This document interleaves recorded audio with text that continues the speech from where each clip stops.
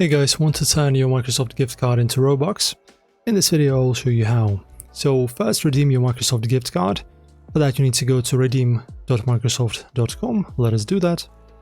Okay, after that you just log in with your Microsoft account and enter your gift card in this field right over here and click redeem.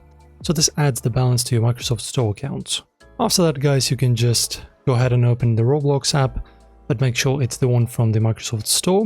If you don't have it, just search for Roblox in the store and then install it. Sign in with your Roblox account. Okay, so you just go to your Microsoft Store, then you type in Roblox, okay, and install it from here. And now inside of the Roblox app, click on the Robux icon in the top right corner, which is right over here. Then tap buy Robux. Choose how many Robux you want to buy. As you can see, we have the different choices. And on the checkout screen, select Microsoft Balance as your payment method. Confirm the purchase. Done. This only works using the Microsoft Store version of Robux and not all websites. Enjoy guys. If this helped, press like, subscribe, leave a comment, and I'll see you soon.